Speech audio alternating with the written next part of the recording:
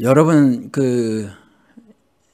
CBS 방송에서 신천지 문제 다룬 거 보셨어요 혹시? 저는 신천지에 대해서 누가 글 쓴 것도 좀 보고 또 그들의 동영상도 좀 보고 또 신천지 사람들하고 또 얘기를 해봤어요. 채팅 같은 거 인터넷 채팅을 통해서 얘기도 좀 해보고 그들이 막 전도를 하는 거예요 저한테. 그래서 전도 그래 어떻게 전도하나 보자 그러고 그들이 가르침도 제가 또 들어봤어요. 조잡합니다. 조잡해요. 조잡한데 넘어가요. 왜 넘어가죠? 말씀이 서지 않아서 넘어가는 거죠. 근데 그들이 거기에 넘어간 사람들의 공통적인 고백은 뭐냐 하면 교회에서 말을 안 해줬다라는 거예요. 교회에서 이런 말을 안 해줬다라는 거예요. 그러니까 듣지 못해 봤으니까, 들어보지 못했으니까 거기에서 무슨 말씀을 가지고 성경 말씀을 가지고 이렇게 저렇게 해석을 하는데 자기가 다니던 교회에서 10년을 다니고 어떤 사람은 20년을 다니고 어떤 사람은 30년을 다녔는데 못 들어본 거예요.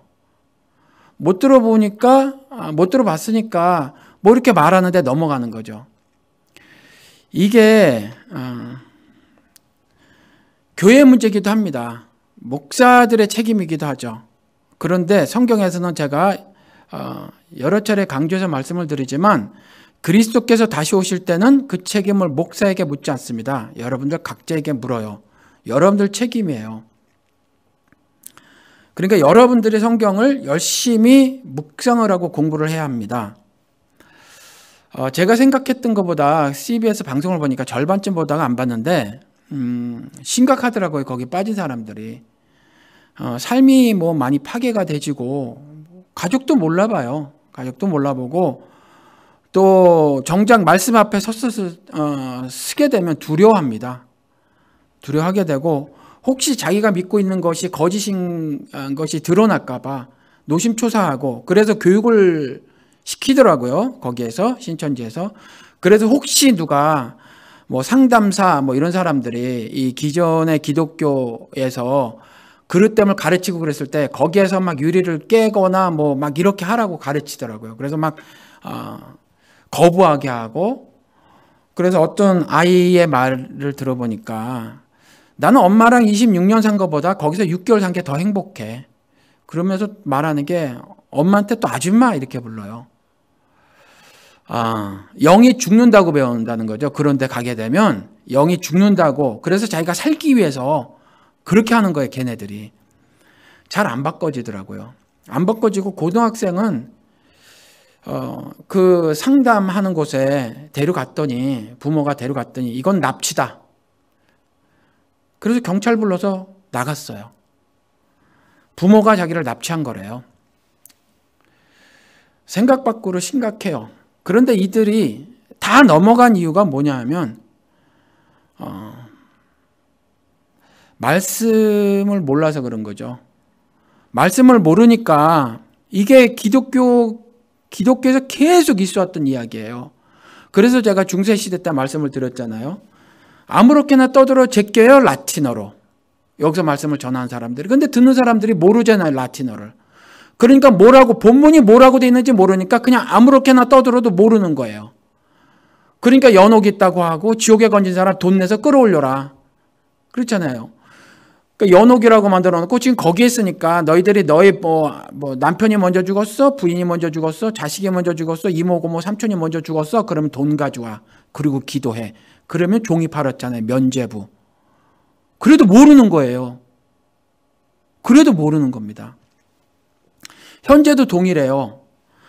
요즘에는 더더욱이 지식이 폭발적으로 늘어나서 말이죠. 그게 복음인지 아닌지 모르는데 그 성경 비스무리하게 막 말을 해놓는 책들이 엄청나게 많습니다. 연구에 연구를 거듭해서 성경 말씀을 이용해서 별의별 이론들을 다 만들어냈어요. 그런 걸 가지고 여러분들에게 탁 던지면 모르잖아요. 그러니까 왜 이런 일이 벌어지냐면 사실은 그렇기도 한 것이 목사들이 조금 더 책을 봤단 말이에요. 대개가. 그것이 뭐 옳으냐 그르냐를 떠나서 더 많이 알고 있으니까 지적인 폭력을 가하는 거예요. 그런데 내가 지적으로 더 딸리니까 이런 성경에 관한 거, 다른 건 더 많이 알죠. 다른 건 더 많이 알 수는 있어도 성경적인 것에 이것저것 잡다한 거 다 가지고 가가지고 잔뜩 무장해서 탁 던지면 지적으로 더 연약하니까 그쪽 부분에 있어서 그냥 속수무책으로 당하는 거죠. 목사들이 지적 폭력을 가하는 건데 모르는 거예요. 그러니까 신천지도 동일한 겁니다. 신천지도. 제가 방송에서는 한번 말씀을 드렸는데 성경의 그룹이라고 번역된 게 설교 말씀에도 말씀을 드렸나요? 캐룹 혹은 캐루빔이라는 말인데 그걸 한국말로 그냥 그룹이라고 번역을 했어요. 그랬더니 신천지 교사라는 이가 그걸 그냥 사람들이 모여져 있는 그룹 있잖아요. 그거로 얘기해요. 그 정도로 형편이 없는데 그걸 믿어요. 그걸. 그렇죠? 이만희가 안 죽는데요.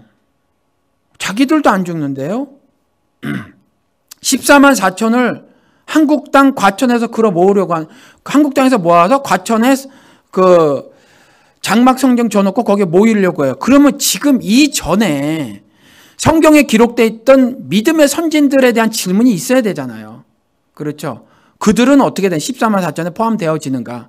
14만 4천도 외지만 그들의 해석대로 치고 그럼 그 14만 4천에 구약 시대에 있었던 그 많은 믿음의 선진들은 어떻게 된 것이며 신약 시대에 있었던 수많은 제자들은 어떻게 된 것이냐라는 질문이 가능하잖아요. 근데 그들은 정말 물리적인 숫자 14만 4천을 한국에서 모으고 있다니까요. 얼마나 답답한 일입니까?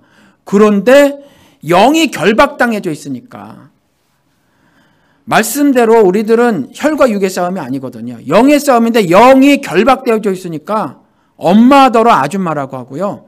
26년간 키워줬어도 난 안 행복했고 거기가 있는 6개월이 행복했었다. 이러는 거예요. 무시무시하죠? 이게 말씀을 몰라서 그래요. 그런데 이런 일이 신천지에서만 벌어집니까? 아니잖아요. 그렇죠? 기독교계 전반에서 벌어져요. 전반에서. 대한민국이고 미국이고 전반적으로 벌어지고 있어요. 여러분, 하나님은요, 규례대로 따라 살아라. 내가 말한 규례대로 살아라. 명령과 법도대로 살아라. 라고 말을 해요. 그럼 명령과 법도를 알아야지 살죠. 그러니까 읽는 것이 먼저 전제가 되죠. 그런데 한국 기독교고 미국 기독교고 뭐가 들어왔어요? 뭐가 슬그머니 거짓 형제가 들어왔죠. 말씀대로. 거짓 형제가 들어와서 성경을 안 읽게 만들어요. 성경은 뭐라고 시편에서 써있냐 하면 꿀과 송이꿀보다 더 달다 이렇게 돼 있거든요. 정말 읽어보니까 달더라고요. 저는 두 가지를 다 경험했어요. 성경 더럽게 재미없는 이전 삶이 있었어요. 그렇죠? 어리석고 무지하고 악한 삶을 살았을 때 교인이었지만 그리스도께서 말씀하신 것대로 그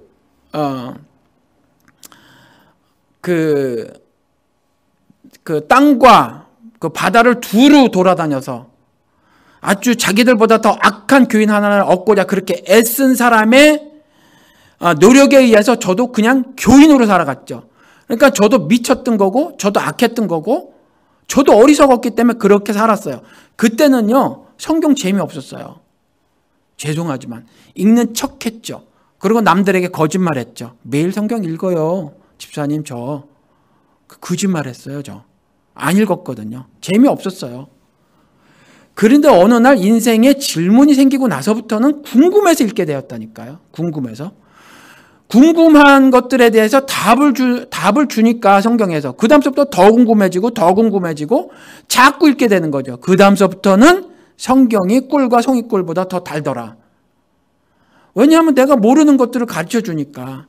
모르는 건데 그저 돈벌이에 관한 지식을 가르쳐 주는 것도 아니고 내가 좀 과학적으로 궁금한데 그것에 대한 걸 가르쳐 주는 것이 아니라 정말 거룩하고 거룩한 인간이 궁극적으로 바라고 있는 그 무엇, 그것에 대해서 말을 하고 있고 그 다음 내 인생은 어디서부터 와서 어디로 가는 중이며 최종 목적지가 어디냐 이런 것들을 막 말씀을 해주고 있고 나의 삶은 어떻게 살아야 하는가 이런 것들을 기록을 해주고 있으니까 이제서부터 가이드라인이 생겼잖아요. 가이드라인은 생명줄이잖아요, 여러분들. 요번에 세월호 빠졌을 때 잠수부들이 들어갈 때 그냥 들어가면 안 되잖아요. 탁하니까. 그래서 줄을 이렇게 내리지 않습니까? 그 줄 있잖아요. 그 줄을 가이드라인이라고 해요. 생명줄이죠. 그거 없으면 죽는 거예요, 잠수부들도. 그런데 그런 가이드라인을 성경에서 말해주니까 보는 거죠. 그렇죠. 그런데 이 작업이 없으니까 지적 폭력을 이 단에 서서 막 가하면 그냥 폭력을 당하는 거죠. 매를 맞는 거예요. 영적인 매를. 그래서 쌍꺼풀이 터지고 이도 다 부러지고 고막도 터지고 갈비뼈도 나가서 너덜너덜해진 영으로 살아가는 거예요. 그러니까 힘이 없죠. 기력이 없죠. 그러기 상태에 빠져서 사는 거라는 말씀입니다. 그렇죠. 이게 신천지만의 문제라면 좋은데 신천지만의 문제가 아니라 이 기독교계 전반의 문제여서 이게 심각하다라는 겁니다. 제가 누누이 이 여러 차례 강조해서 말씀드린 거 미국 근본주의, 근본주의의 폐해 이거 많이 말씀을 드렸다는 거죠. 여러분들 이 점에서 깨어 있어야 해요. 이 점에서.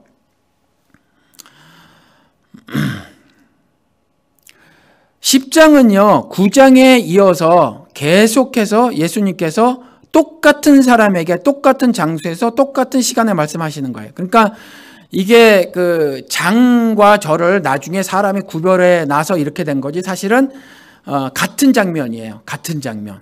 같은 장면에서 예수님께서 말씀하시는 거죠. 9장에서 소경을 등장시켰단 말이에요. 영적 무능력자. 그런데 마지막에 정말 소경인 사람은 예수님께서 눈을 뜨게 해주셨어요. 그렇죠? 예수님께서 눈을 뜨게 해주셨는데 그것이 뭐 흙에 침을 뱉어서 이겨서 실로암에 물에 가서 씻든 안 씻든 그 방법이 문제가 아니라고 그랬죠. 뭐 예를 들어서 우리 전통적인 방법으로 풀잎을 뜯어서 약줄 뜯어서 절구에 개해서 뭐 물 좀 섞어서 뭐 이 상관없어요. 그런 건 성경에서 그런 걸 읽으시면 안 됩니다. 그랬는데 이 소경을 죄인이라고 했던 사람이 듣기는 예수님께서 자신들을 맹인이라고 한다는 거죠. 자신들은 뻔히 눈을 뜨고 있는데 그래서 우리가 맹인이란 말이야? 라고 물어보죠. 그 이어지는 기사가 오늘 10장이에요. 그 이어지는 기사가. 그래서 6절에 가서 보면 예수께서 비유로 그들에게 말씀하셨으나 그들은 그가 하신 말씀이 무엇인지 알지 못하니라. 5절까지 한마디 더 하셨거든요. 그런데 여전히 못 알아들어요. 여전히. 왜 못 알아들을까요, 여러분들? 여러분들 왜 못 알아듣죠? 지난주에 보니까 유대인은 그 기적을 쫓아다녔단 말이에요. 그렇죠? 그런데 그 고린도 교회에서 보면 세상 지혜 그거 가지고 안 돼. 그 다음에 표적 그거 가지고도 안 돼. 그런 건 믿음이 아니야. 그런 것 가지고는 도무지 하늘의 비밀의 말씀을 깨달을래야 깨달을 수가 없다. 이렇게 말하죠. 그래서 바울이 분명히 뭐라고 말하냐 하면 우리는 미련해 보이지만 세상 사람들은 그렇게 해서 미련하다고 한단다. 그런데 우리는 십자가의 도만 전한다. 바울이 그렇게 말하죠. 세상 사람들은 그걸 보면 미련해 보여요. 그렇죠? 미친 것처럼 보이죠. 바보 같아 보이죠. 왜 내가 나부터 챙겨야지 왜 남을 위해서 내가 죽어야 돼요? 그게 십자가의 도잖아요. 그래서 제가 언젠가 그런 말을 쓴 적이 있는데 이타적 이기심이란 말을 쓴 적이 있어요. 그러니까 우리 누구든지 다 이기적이 되어야 합니다. 그렇죠? 이기적이 되어야 해요. 그게 성경의 말씀이에요. 그런데 성경에서 말하고 있는 이기적이라는 것은 뭐냐 하면 나를 있는 만큼 아주 나를 어마어마하게 사랑해 주는 거예요. 나를 사랑하는 건데 그 사랑하는 것을 가지고 남을 사랑하는 거예요. 예수 그리스도가 그랬다는 거죠. 예수 그리스도는 자존감이 최대치인 사람이에요. 자존감이 극대화된 분이란 말이죠. 그것으로 자신을 십자가에 못 박는 거죠. 신자들도 예수의 그와 같은 삶에 동참해서 사는 거란 말이에요. 그러니까 철저하게 이기적이 되되 그리스도 하늘사랑을 드러내기 위한 이기적인 존재의 삶을 살아가야 하는 것이 신자들이다라는 거죠. 이게 도대체 말이나 됩니까? 라고 물어보실 수 있는데 그래서 비밀의 말씀이라는 거죠. 이기적이면 이기적이고 이타적이면 이타적이지 뭐가 이타적인 이기심이 있을 수 있느냐? 어떻게 이타적이며 이기적인 삶을 살아갈 수 있느냐? 성경에서 말하고 있잖아요. 그리스도 입을 통해서 큰 계명이라고 하는 거, Great Commandment라고 하는 거, 그렇죠. 거기에서 그렇게 말씀을 해놓고 있지 않습니까? 그렇죠. 이게 왜 못 알아듣냐면, 이와 같은 이런 말씀들을 왜 못 알아듣냐 하면, 이와 같이 정말 세상에서 미련해 보인단 말이에요. 미련해 보니까 그와 같은 삶을 안 살아요. 그런데 그와 같은 삶을, 그게 미련해 보이는 건데 사실은 그게 하늘 지혜를 가지고 깨닫는 것이다 라는 거죠. 그래서 우리가 기도할 때 그렇게 많이 기도를 하죠. 말씀을 오늘도 저희들에게 주시옵소서. 그리고 그 말씀을 깨달을 수 있도록 하늘의 지혜도 부어주시옵소서.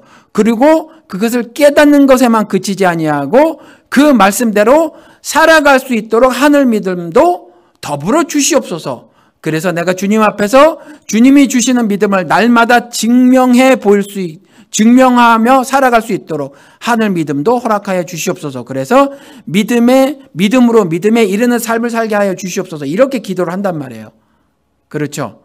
근데 고린도전서 2장에 가서 보면 이와 같은 것들을 깨닫는 걸 뭐라고 말하고 있냐면 지혜다라고 말을 해놓고 있단 말이에요. 지혜다. 그렇죠.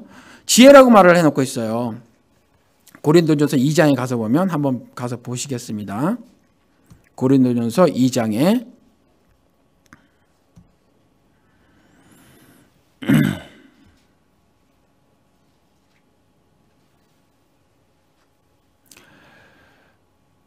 8절에 가서 보면 이 지혜는 이 세대의 관원이 하나도 알지 못하였나니. 그러니까 지금 바울의 입을 통해서 지난주에 우리가 살펴본 바대로 헬라인의 지혜, 세상의 지혜, 헬라인의 지혜라는 건 세상의 지혜를 말하는 거예요. 그렇죠? 그러니까 이 세상에서 가지고 있는, 세상이 갖고 있는 그 지혜는 안 된다라는 거죠. 그러니까 이 세대의 관원이 하나도 알지 못하였나니 이 지혜는 하늘 지혜란 말이에요. 그래서 모른다는 거예요, 세상은. 그렇죠? 미련해 보이는 거예요. 그래서 이 하늘 지혜를 갖고 있어서 하늘 지혜대로 하나님의 말씀을 깨달아 사는 건요, 세상의 지혜를 가진 사람이 보면 미련해 보여요. 그렇죠? 그러니까 알지 못한다는 거죠. 만일 알았더라면 영광의 주를 십자가에 못 박지 아니하였으리라. 이렇게 말을 하고 있단 말이에요. 그러니까 사실은 지혜가 필요합니다. 하나님 말씀을 깨닫기 위해서는. 그런데 이게 세상의 지혜가 돼서는 안 된다라는 거죠. 그렇죠? 세상의 지혜가 돼서는 안 돼요. 그런데 이 하늘의 지혜를 누가 가져다 주냐? 성령 하나님께서 가져다 주신단 말이에요. 성령 하나님께서. 그래서 4절에 가서 보면 내 말과 내 전도함이 지혜의 권하는 말로 하지 아니하고, 여기서 지혜의 권하는 말은 하늘 지혜가 아니라 헬라인의 지혜, 즉 세상 지혜를 말하는 거예요. 그 세상의 지혜에 권하는 말로 아니하고 다만 성령의 나타남과 능력으로 하여. 그렇잖아요. 그러니까 제가 지난주에 말씀드린 것처럼 이 말씀을 깨닫는 건 성령 하나님의 도우심을 통해서 깨닫는 것이 바로 깨닫는 거예요. 성령 하나님의 도우심으로. 그렇죠? 그래서 연이어 5절에 너희 믿음이 사람의 지혜에 있지 아니하고, 관원의 지혜, 헬라인의 지혜, 사람의 지혜 다 동일한 말이에요. 너희의 믿음이 사람의 지혜에 있지 아니하고 다만 하나님의 능력에 있게 하였노라. 성령의 능력, 그렇죠. 성령의 능력이 나타나는 거예요. 내 삶을 통해서. 이 하늘의 비밀의 말씀을 어떻게 깨달아요? 못 깨닫죠. 깨닫지 못합니다. 그렇죠. 그러니까 제가 이런 점들이 안타까운 거란 말이에요. 여러분들 들어보실래요?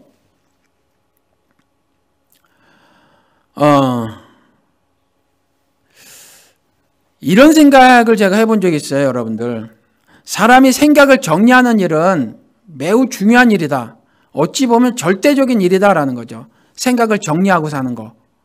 생각을 정리하고 살지 않으면 어떤 일들이 내 앞에 닥쳤을 때 이렇게 해야 될까? 저렇게 해야 될까? 방황한단 말이죠.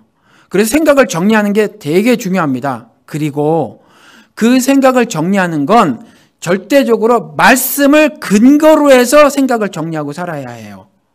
그래야 흔들리지 않습니다. 사는 게. 여러분, 우리 교회를 보시자고요. 그리고 목사인 저도 여러분들 앞에 내놓겠습니다. 한번 툭 던져놓고 객관적으로 저나 우리 교회를 한번 살펴보시자고요. 스트레스 받아서 신앙생활 할 수 있겠어요, 이거? 그렇잖아요. 저를 한번 보시라고요. 월급은커녕 돈 벌어서 교회에다 메꿔야 되는데 이거 스트레스 받는 일이잖아요. 그리고 그래도 목사인데 막 아멘 아멘 해주고 그렇잖아요. 목사가 뭐라고 말하면 막 교인들이 막 반응 일으켜주고 목사님 은혜 받았습니다 막 해주고 때때마다 막 선물 사주고 양복 막 해주고 그렇잖아요. 심심하면 불러내서 밥 사주고 그럼 기분 좋을 거 아니에요. 그렇죠. 근데 그런 일이 안 벌어지고 그런 일이 안 벌어지면 육신을 입고 있으니까 실망이 되질 수 있잖아요. 그렇죠. 그러면 이럴 때 스트레스를 받는단 말이에요. 근데 여러분 그거 아세요? 목사들 가운데서 넉넉한 수입이 있는 목사들은 숫자가 적어요. 많지 않습니다. 많은 목사님들이 수입이 별로 안 돼요. 가정생활하기에. 그래서 여러분 어떤 일이 벌어지냐 하면 사실은요, 많은 목사님들이 정신적으로 굉장히 힘들어해요. 생각에 정리가 안 돼 있어서 그래요. 어떤 생각이겠습니까? 주의 종에 관한 생각. 주의 종이 무엇인가라는 생각. 주의 종의 삶이 어떤 것이어야 하는가라는 생각. 우리 교회 보자고요. 교회도 사람이 막 부글부글 넘치고 이래서 프로그램도 많고 액티브하고 사람들과 교제도 막 풍성하게 넘치고 그럼 좋잖아요. 근데 그렇지 않으면 어떻게 되죠? 시들해지잖아요. 그렇죠. 아무래도 이런 영향을 받는단 말이에요. 이게 뭐 때문에 그래요? 이게 뭐 때문에? 세대 가르침이 교회에 스며들어와서 그래요. 세대 가르침이. 그래서 창대하게 되리라를 제가 여러 차례 말씀을 드렸지만 중국과 인도처럼 되는 거. 석천이라는 필명을 쓴 사람이 액자 만들어서 네 시작은 미약하였으나 네 나중은 창대하게 되리라 라는 사탄의 말을 장사 잘 되는 거로 갖다 걸어놓고 목사들이 기도하는 거. 그래서 등소평의 흑묘백묘론, 검은 고양이면 어때 흰 고양이면 어때 말씀 가지고 숫자 물리면 되지. 효용이라고 하는 거, 실용이라고 하는 거. 그렇죠? 이건 믿음으로 알고 살아서 그래요. 그래서 세계 10대 교회 중에 가장 큰 7교회가 한국 거다. 이걸 자랑으로 삼는 신앙. 이건 신앙이 아니거든요. 이건 신앙이 아니에요. 근데 이게 자랑이에요. 우리 교회 이번에 어디로 이사가서 이렇게 크게 졌어. 성전을 크게 졌어. 주님의 은혜로라. 이와 같이 사람을 5만 명 만들고 10만 명 만드는 것이 하나님의 역사며 은혜라고 떠버리는 그 입술. 이게 정리가 안 돼서 그래, 생각이. 그러면 그렇게 안 된 건 어떡하죠? 그렇게 되지 않은 사역과 그렇게 되지 않은 교회는 뭐예요? 서머나 교회는 뭐예요, 그러면? 서머나 교회는. 빌라델비아 교회는 뭐예요? 더 나아가서 예수는 뭐예요, 예수는? 제자도 다 도망가 버렸는데 예수는 뭐예요? 망가진 거잖아요. 예수의 목회는 그 시각으로 보면 망가진 거예요. 성공한 게 아니죠. 하나님의 역사가 예수를 통해서 안 나타난 거죠. 그렇잖아. 예수를 오히려 잡아 죽였는데 누가 따라요? 따르기는 따랐던 몇 명조차 수천 명은요 배고파서 따랐다니까요. 마술할 줄 아니까 떡 몇 조각하고 물고기 좀 가지고 마술해서 자기들 먹여주니까 배고파서 기록되어 있잖아요. 그러니까 예수님이 비판의 날을 세웠잖아요. 너희들이 나 찾은 것은 먹고 배부른 탓이로다. 그 5천 명이요. 예수 안 믿은 자들이에요. 그 자들. 먹고 배불러서 예수 찾은 거예요. 그리고 또 먹여주세요. 배부르게 해주세요. 그래서 찾은 거예요. 예수 쫓았던 사람은 12이에요. 유다만 배신했나요? 다 도망갔어요. 자기 삶에 위협이 닥치면 예수 버리고 도망가더라. 그러면 현재 우리 시각으로 보면 예수의 목회는 망한 거죠. 그러면 우리가 알고 있는 그 믿음 있잖아요. 그 신앙. 그건 잘못됐다고 생각을 할 줄 알아야 된다는 거죠. 효용, 실용 이런 단어 끄집어오면 안 되는 거예요. 그렇죠. 예수의 삶을 또 보시자고요. 예수의 삶을. 예수가 와서 높은 자리에 올랐어요? 높은 자리에 안 올랐어요. 예수가 와서 조직 구성했나요? 조직 구성 안 했어요. 지금처럼 한기총 따위 이런 거 안 했어요. 할 줄 모르셨겠어요? 아셨겠죠? 사람을 조직 잘 구성하면 효과가 더 클 거다? 모르셨겠어요? 사람 불러 모으는 것이 더 쉽겠다? 모르셨겠어요? 아셨죠? 안 했어요. 그러면 빌라도랑 좀 친하지. 능력 있는, 사회에 영향력 있는 빌라도랑 좀 친해서 하지. 안 하셨어요. 근데 우리가 어떻게 신앙생활 하죠? 그렇게 신앙생활해요. 그래서 세계 10대 교회 중 7교회가 있다는 걸 자랑으로 알아요. 그런데 나는 하늘 부흥을 못 경험했더라라는 거예요. 그러니까 오늘 6절에 뭐예요? 그렇게 말을 했는데, 그리고 또 말을 했는데 저희들이 알지 못하더라. 깨닫지 못하더라. 깨닫지 못해요. 이게 안타까운 일이라는 거죠. 이게 안타까운 일이라는 거예요. 성경을 안 읽도록 교회에서 분위기를 만듭니다. 엄청나게 재미없어요. 성경 공부가. 엄청나게 재미없어요. 학습적으로 노니까. 정말 실제로 살아봐서 예수님의 가르침대로 실제로 그 말씀 하나만 가지고 그 삶을 살아야 한다니까요. 그 삶을. 그렇잖아요. 그 삶을 예수님의 약속이니까, 예수님의 말씀이니까 진리예요. 그 말씀을 가지고 정말 살아보시면 하늘 뜻을 깨닫게 돼요. 하늘 뜻을. 그런데 안 사니까 못 깨달아요. 안 사니까. 살지 않으니까. 계산해 보니까 그렇게 살면 어리석다니까요. 그렇게 살면 미련해요. 그런데 그렇게 사는 게 십자가의 도를 실천하며 사는 거라는 말씀입니다. 그래야 돼요. 그렇죠. 그런데 이게 내가 하는 거냐? 그게 아니라는 거죠. 성령의 능력이 나타나는 거예요. 그래서 그 2장 5절에 다시 말씀을 읽어드릴게요. 너희 믿음이 사람의 지혜에 있지 아니하고, 그렇죠? 다만 하나님의 능력에 있게 하려 하였노라. 우리 지난 세월호 그 어머니들 초청한 거 보시자고요. 우리 교회가 할 수 있는 일이에요? 제가 할 수 있는 일이에요. 그렇죠. 우리 도둑 다 맞아가지고 한 2,500불 들었어요. 제 돈 1,500불 들어갔어요. 거의. 그렇죠. 그러면 저는 세상 시각으로 보면 미련한 거예요. 바보죠. 한심한 거죠. 그렇잖아요. 그리고 니네 따위가 그 정도 교세를 가지고 그 따위를 해? 그리고 왜 정치를 해? 이러는 거잖아요. 몰라서 그래요. 십자가의 도를 모르니까 그러는 거예요. 그러니까 모든 교회가 199개의 교회가 외면하는 거죠.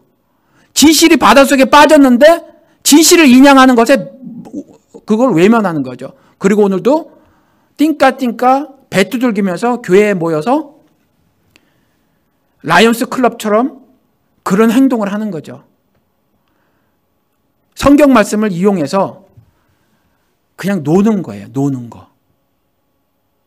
그러니까 자신을 하나님 앞에 나타내서 하나님의 말씀으로 다시 한번 죄 용서함을 받고 하나님과 하나됨을 다시 경험하고 그 말씀을 받아서 나가서 세상과 맞닥뜨려 1대1로 붙어서 싸워서도 이기는 그런 삶을 살아야겠다. 라고 해서 교회에 오는 게 아니란 말이죠. 그렇죠? 그래서 이 하늘의 지혜는 세대의 관원이 하나도 알지 못한다라고 말을 해놓고 있다라는 거죠. 그리고 그 10절에 가서 보면 9절서부터 읽어드릴게요. 기록된 바 하나님이 자기를 사랑하는 자들을 위하여 예비하신 모든 것은 눈으로 보지 못하고 귀로도 듣지 못하고 사람의 마음으로도 생각지 못하였다 한 것 같으니라. 소경. 그렇죠. 영적으로 무능력함. 소경. 하나님이 예비하신 그것을요, 귀로도 듣지 못하고, 귀가 있어도 못 들어요. 마음으로도 생각지 못하고, 눈으로도 보지 못해요. 그렇죠. 그런데 10절에 뭐죠? 오직 하나님이 성령으로 이것을 우리에게 보이셨나니, 성령 하나님을 통하여서만 하늘의 말씀을 깨달을 수가 있어요. 그래서 세상의 지혜로는 미련해 보이지만 그 미련해 보이는 십자가의 독, 성령의 능력이 나타나는 그 삶을 살기를 결정하고 살아간다라는 거죠. 그렇죠? 그래서 오직 하나님의 성령으로 이것을 우리에게 보이셨으니 성령은 모든 것 곧 하나님의 깊은 것까지라도 통달하신 그 분이어서 하늘의 모든 뜻, 기록된 말씀의 모든 것을 다 통달하신 분이어서 그분의 도움으로 우리가 이 성경 말씀을 깨달을 수가 있어요. 그러면 이 성경 읽는 것이 꿀과 송이꿀보다 더 달게 되더라라는 거죠. 그렇죠? 여러분, 제가 신천지 말씀을 드렸죠. 그리고 기독교계에 많은 소위 말하는 리더라는 사람들이 있습니다. 근데 예수의 리더십을 통해서 요즘에 세상 리더십을 가르쳐요. 제가 그거 신학교에서 굉장히 많이 배웠다고 말씀을 드렸죠. 그리고 저는 나중에 깨달아서 그거 다 쓰레기통에 다 넣어버렸다라는 거죠. 다 넣어버렸어요. 예수의 리더십은요, 그런 것들이 아니었더라. 조금 전에 말씀드린 것처럼요, 권세 있는 자의 자리에 오르지도 않고 그들과 합력해서 선을 이루려고 노력도 하지 않았고 조직을 구성해서 효과적으로 목회를 하지도 않았어요, 예수님은. 그러니까 제가 배웠던 8과목, 무려 저는 리더십을 8과목이나 배웠어요. 그게 다 쓰레기였더라, 신학교에서 배웠지만. 그렇죠?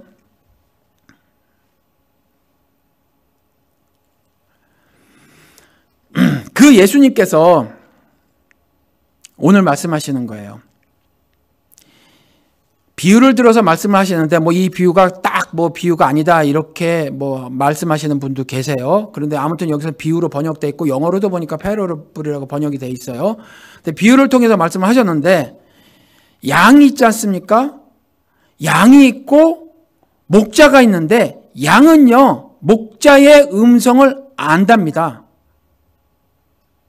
목자의 음성을 안대요.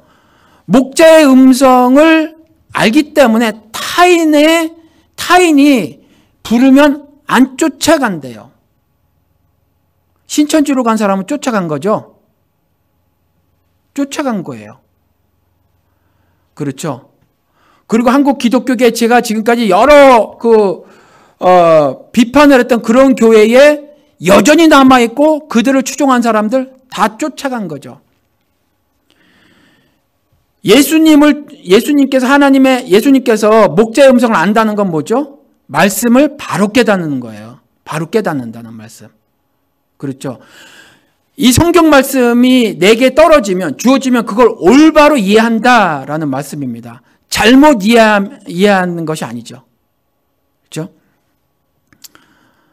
그런데 다른 사람은 어떻게 표현을 하고 있죠?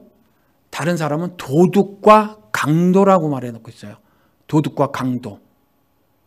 나머진 도둑과 강도라는 거예요. 그리고 뭐라고 말씀해놓고 있냐면 그 목자, 양이 따르는 목자 이외에 나머진 모두 다 도둑과 강도래요. 나머진 다 도둑과 강도. 그러니까 그리스도의 십자가의 도를 전하는 입이 아닌 그 나머지 입들 있잖아요. 그건 가짜라는 거예요. 그리스도의 십자가의 도를 전하는 사람이 아닌 사람은 강도예요. 아무리 품행이 방정하다고 하더라도, 단정하다고 하더라도 그는 강도예요. 도둑이나. 도둑은요, 물건 훔치는 사람이고 강도는 해치는 사람이란 말이죠. 훔치거나 해치는 사람이란 말이에요. 그래서 제가 여러분들 이 말씀 다시 강조해서 드립니다. 여러분들 내려놓으려고 하지 마세요. 내려놓으려고 하는 너무너무 아름다운 입술 있잖아요. 그건 강도란 말이에요. 바울이 말한 말이 맞는 거예요. 죽어서 다시 사는 거예요. 그래서 죽음도 유익함이라. 이렇게 살아야 되는 거예요. 그래야 그 고백이 정말 입술과 마음에서 되어져야 이 세상에서 되어지는 내 육신이 살아가고 있는 이 모든 것들이 하나님 눈에 보기 좋은 아름다운 영의 삶이 되는 거죠. 하나님의 영을 받은 사람의 삶이 되는 거예요. 참 신자의 삶이 되는 거란 말이죠. 그렇죠? 내가 죽음도 유익함이라 내려놓는 건 뭐냐면 내가 아직도 살고 싶다는 거예요. 그렇죠? 내가 내일을 이 땅에서 내일을 기약하는 거예요. 내가 오늘 좀 내려놓아서 좀 더 나은 내일, 좀 더 나은 모레, 좀 더 나은 글피를 말하라고 있는 거예요. 죽음은 아니에요. 죽음은 지금 죽어버리는 거예요. 그래서 지금 다시 사는 거예요. 지금 죽어 지금 사는 거예요. 그게 로마서 6장. 그렇죠? 그게 로마서 6장. 그리스도의 그 단번에 죽으심에 내가 참여하는 거죠. 그게 십자가의 도가 내 삶을 통해서 나타나는 거예요. 이와 같이 그리스도의 십자가의 죽음에 참여한 사람들은요, 안 내려놓습니다. 그래서 부서져야 하리, 깨져야 하리, 낮아져야 하리 따위의 노래를 부르지 않아요. 더 이상. 저도 불렀어요. 어떻게 불렀는지 아세요? 눈물을 흘리면서 불렀어요. 신천지에 넘어간 애가 그러더라고요. 대학생인가 뭐 20몇 살짜리 애가. 자기가 다니던 교회에서도 겸손 가르쳤는데 신천지에서도 겸손을 가르쳤대요. 자기가 다녔던 교회에서도 겸손 가르쳤고 신천지에서도 다 이 공통 분모가 있다니까요. 그들이. 그렇잖아요. 그런데 둘 다 똑같이 가르쳤어요. 이만이라는 사람 이단 전문가가 만나봤대요. 그런데 개인적으로 만나보니까 인품은 좋더래요. 실제로는 좋지 않겠죠. 거짓말하는 사람이니까. 근데 좋아 보이겠죠. 좋아 보이겠죠. 그만큼 여유가 있는데 뭐 10년 만에 뭐 몇천 배가 커졌는데 그렇잖아요. 뭐 인력을 쓰듯이 끈값처럼 쓸 수 있을 텐데 그렇잖아요. 얼마나 많은 자선을 베풀겠어요. 만남이란 단체도 만들었잖아요. 이웃봉사단체. 이웃봉사단체 만들었잖아요. 여러분들 그런 거에 속으면 안 된다는 거죠. 누가 좋은 말, 이것도 뭐 그의 입에서 나오는 것이 복음이 다 아니에요? 예, 복음인 것도 있죠. 근데 복음 아닌 거 말하면 그 전체가 거짓이란 말이에요. 저 사람 좋은 행동해. 예, 신천지 좋은 거 많이 해요, 여러분. 만남이란 단체를 통해서 이웃에 대한 봉사를 얼마나 많이 하는데요. 그래도 경계해야 하잖아요. 그래서 복음만 전해야 되는 거예요. 십자가의 도만 전해야 하는 거예요. 십자가의 도만. 그래서 어저께 여러분들 예수와 함께 십자가 못 박혀 죽으셨어요? 그럼 오늘 또 죽으셔야 되는 거예요. 왜요? 육신은 펄펄 살아있으니까. 나는 오늘도 고집쟁이니까. 그러니까 오늘도 바울이 고백한 것처럼 나는 날마다 죽노라. 죽어야 다시 살아요. 내려놓는 건 더 향상된 내일을 기약해서 그래요. 그런 사람은 결코 올바른 신앙생활을 할 수 없어요. 하나님 눈에 합당한 신앙생활을 할 수 없어요. 예수님께서 말씀하신 대로 너는 네 십자가를 지고 네 골고다 언덕을 올라가서 너도 죽어야 해. 그렇지 않으면 합당하지 않아. 내려놓으면 안 돼요. 성불 하시면 안 된다고요. 절대로. 결코 안 돼요. 그렇죠? 그래서 그렇게 말씀하는 겁니다. 그런데 예수를 어떻게 알 수 있죠? 사실은 사람이 육신을 입고 살아서 이런 시스템이 있어요. 이런 제도? 이걸 제도라고 말해야 하나? 사회인데 사실은 교회라는 건 사회인데 아무튼 이와 같은 제도를 만들어 주셨단 말이죠. 하나님께서 세대에 따라서 다른 경륜을 보여주셨단 말이에요. 그렇죠? 다른 경륜을 보이셨는데 예수 그리스도께서 이 땅에 오셔서는 교회를 창설하셨어요. 교회를 창설하시고 창설은 뭐 갖고 하셨죠? 믿음, 반석이라는 반석으로 표현된 마태복음 16장에 그 믿음을 근간으로 해서 교회를 세우셨단 말이에요. 그렇죠? 교회를 세우시고 거기에 목자들을 세우시죠. 뭐 때문에요? 자기 일을 대신할 사람. 그렇죠? 자기 일을 대신할 사람을 세운단 말이에요. 그러니까 예수가 예수임, 예수가 성경에 기록된 예수임은 누구를 통해서 처음에 사람들이 알게 되냐 하면 사실은 목사들 때문에 알게 돼요.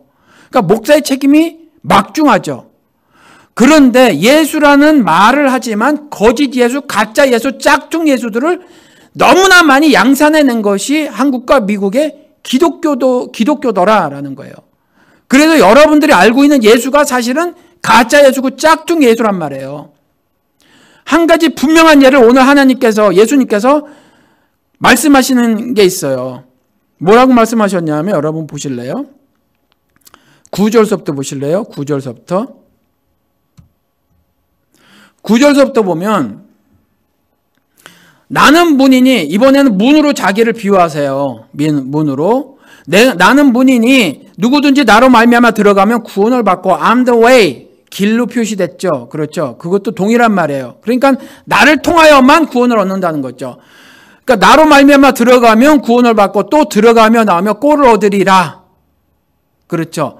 그러니까 예를 들어서 우리가 마찬가지, 우리 짐승우리가 마찬가지지만 거기도 마찬가지인데, 뭐 저녁 때는 우리의 다시 그 양들을 불러 모으겠죠. 그리고 이렇게 막대기 같은 거를 이렇게 걸어 놓겠죠. 나가지 못하게.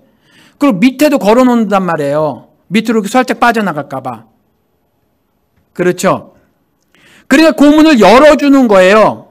열어주면 또 이렇게 꼴을 먹으러 나가는 거죠.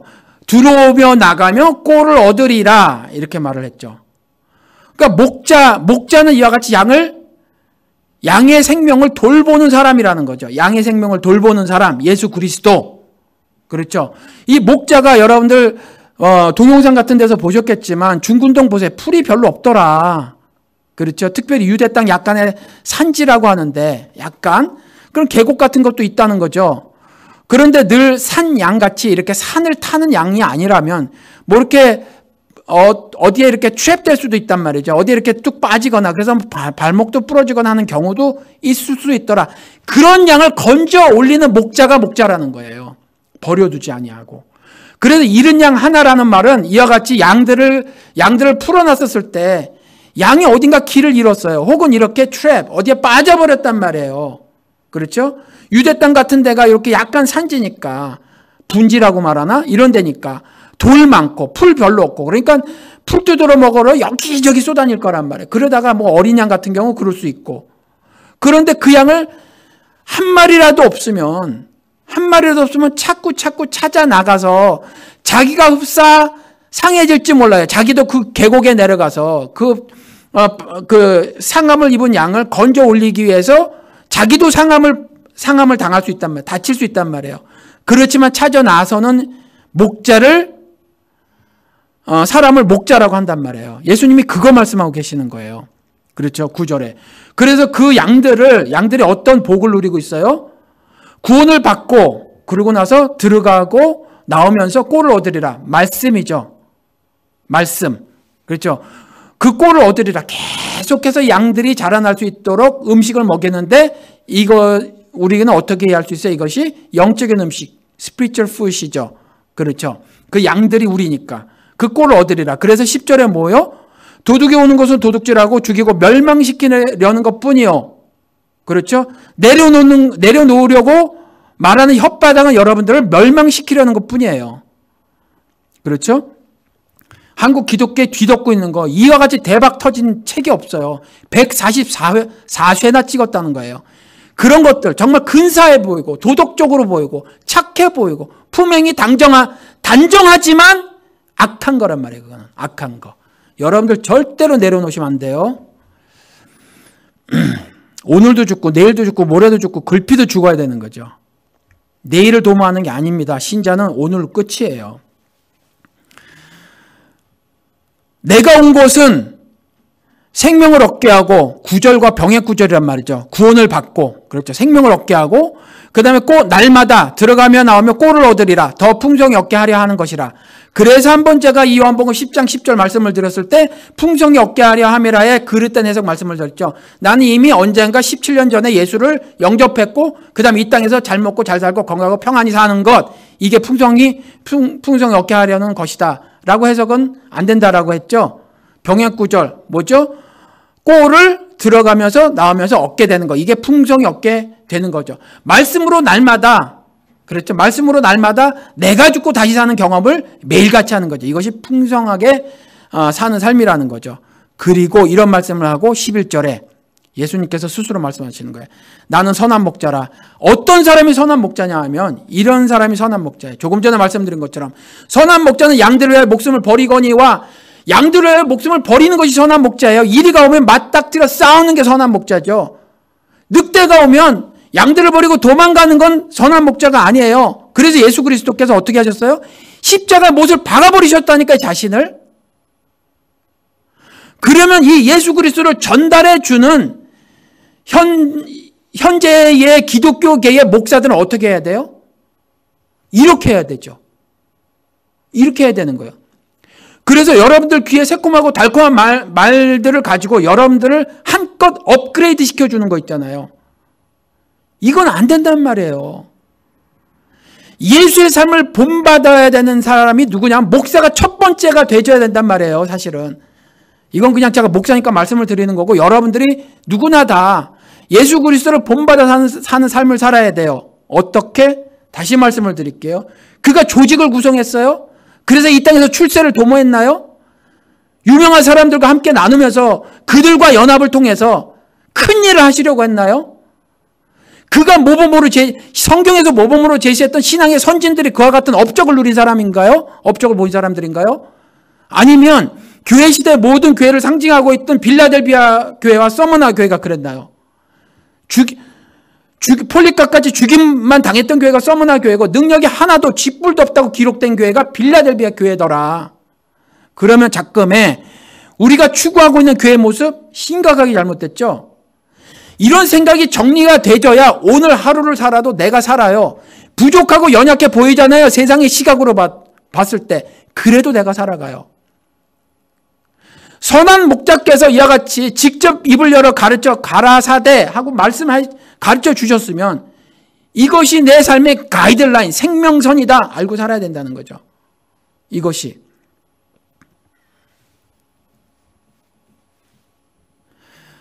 그러니까 간단한 지금 예수 그리스도께서 11절에 말씀하신 것, 양들의 목숨을 버리지 않는 작금의 목사들 있잖아요.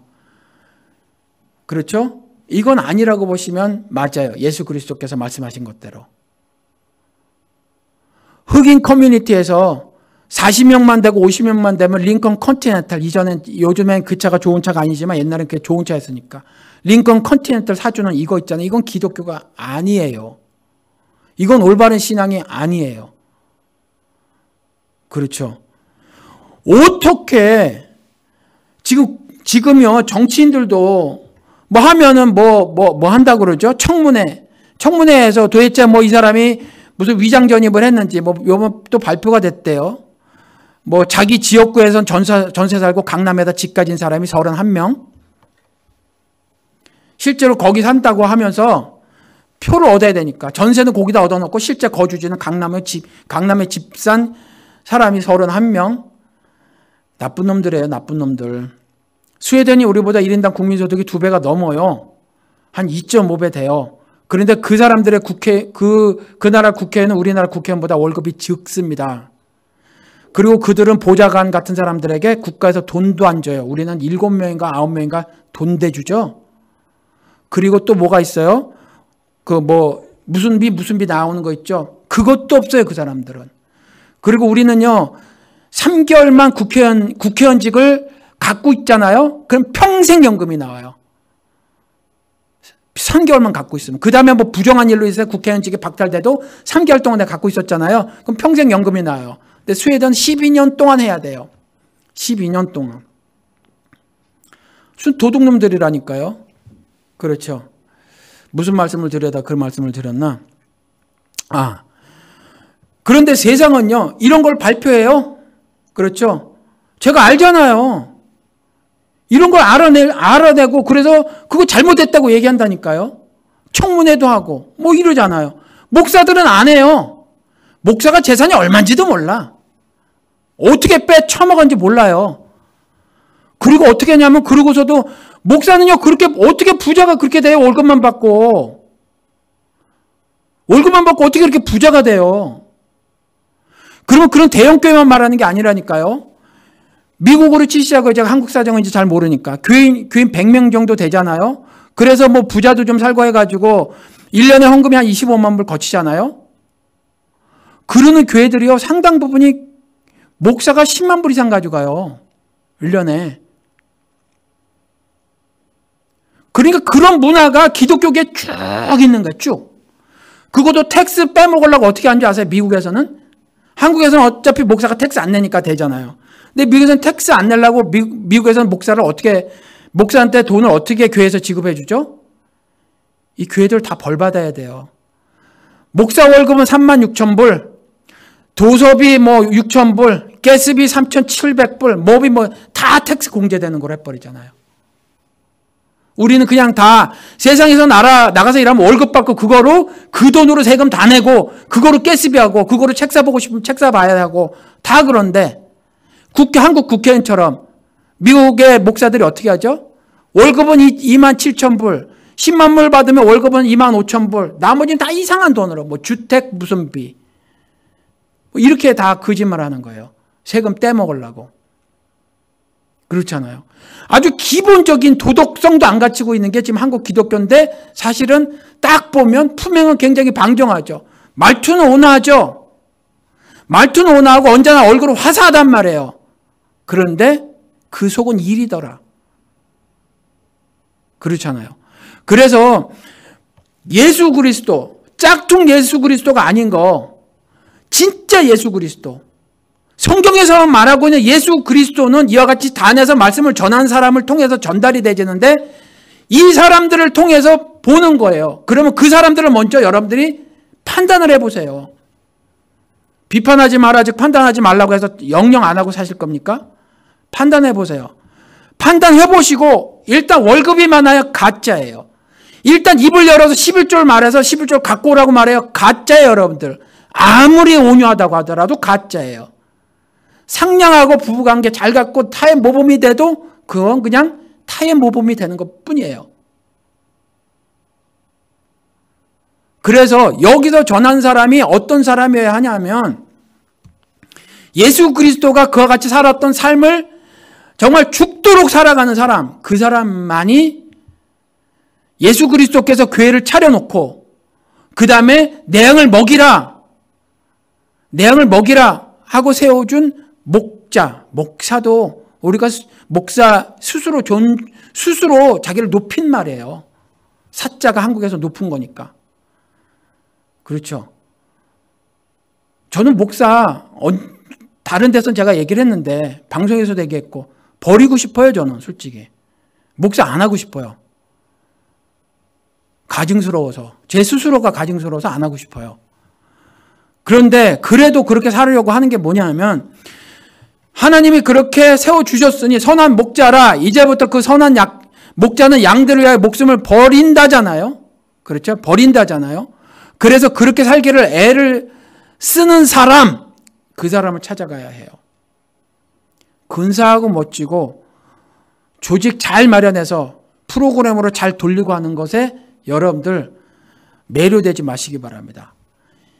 예수가 할 줄 몰라서 안 하고 간 게 아니면 이제 정말 예수가 자신의 삶을 통해서 미국에서 만들어진 거고 제가 그것에 함몰되어서 진리인 줄 알고 배웠던 그 여러 가지 리더십들 90년대 발흥해서 정말 그렇게 해서 그 중에서 난 놈은 정말 크게 교회를 만들어요.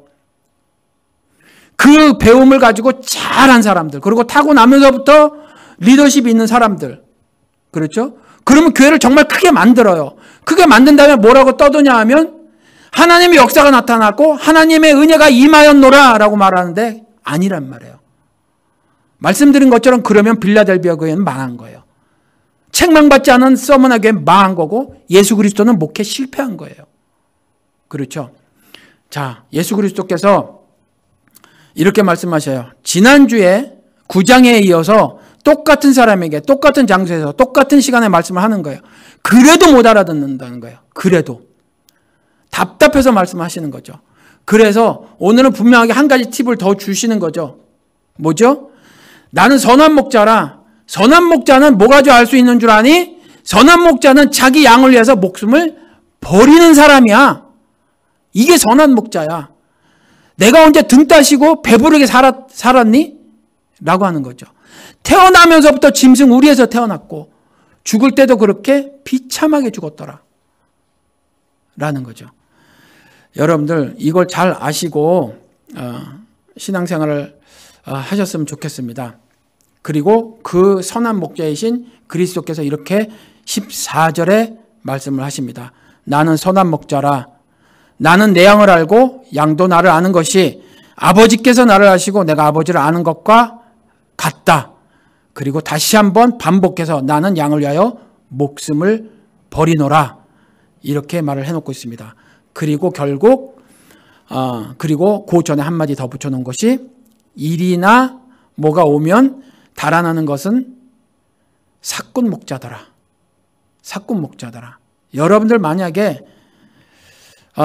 저는 그 사람의 속을 알아서가 아니라 성경에 기록된 인간이 그 정도밖에 안 된다는 것을 근거로 해서 말씀을 드릴 수 있는 게 있어요. 지금 월급 많이 받고 있는 대형교회라든가 자기가 넉넉하게 살 수 있는 월급이 나오는 교회의 목사라든가 그만큼은 나오지 않아도 내가 어디 가서 딴 거 못하지? 그래도 교인 수가 3, 40명인데 그래도 2,500불이라도 나와? 라고 해서 그 돈을 받고 있는 그 사람들 그 돈 뺐잖아요. 거기 붙어 있을지 퀘스천이에요. 도망가기 쉬워요. 도망가기 쉽습니다. 수천억 원에 달할지 모른다는 조용기 씨 그 돈 다 뺏어버리잖아요. 도망갈 수 있어요. 그 사람. 양 버린다는 거죠. 뭐 때문에 그렇게 살았나? 천막 때부터 돈 때문에 살아온 인생이란 말이에요. 천막 때부터 돈 벌기 위해서. 그래서 거짓 생쇼 벌였던 거예요. 가난하니까 치과 못 가. 가난하니까 병원 못 가. 그러니까 내가 너 병 고쳐줄게. 곧다 이래서 돈 버는 거죠. 신천지 이만이랑 똑같은 거예요. 그래서 교회에서 일단 아멘 아멘 하는 떼창 나오는데 여러분들 일단 그 목사가 가짜라고 하시면 됩니다. 무슨 애들 무슨 노래 따라하는 것도 아니고 왜 교회에서 아멘 아멘 그래요? 아멘 그러면 되지. 아멘 아멘 그러는 데 있잖아요. 그거 다 이상한 교회예요. 그래서 선한 목자라 그리스도께서 우리를 아신대요. 이게 절대적 은혜입니다. 그리고 양도 그리스도를 안대요. 여러분들 그리스도를 아십니까? 그리스도를 안다는 건 뭐죠? 말씀이 육신이 되셨으니까 말씀을 안다는 거예요. 말씀을 다 외운다는 말씀이 아니라고 다시 한번 말씀을 드립니다. 한 가지 말씀을 알아도 이것이 하늘의 비밀의 말씀인 것을 내가 아는 거죠. 어떻게? 성령님의 도우심을 받아서 하나님의 깊은 것까지라도 통달하시 그분의 도움을 받아서 내가 이 말씀을 깨닫는 거예요. 성령 받아서 뿅 가는 게 아니라 성령 받아서 이와 같이 말씀을 올바로 깨닫는 거죠. 그래서 그 성령의 능력이 나타나는 경건의 모양만을 잔뜩 쌓는 게 아니라 성령의 능력이 나타나는 그와 같은 삶을 사는 거라는 말이죠. 그런 사람이 선한 목자의 양인 겁니다. 예수님께서 오늘 다시 말씀하셨어요. 나는 선한 목자라. 선한 목자만 따라가시는 여러분 되시기를 주님의 이름으로 축원을 드립니다. 기도하시겠습니다.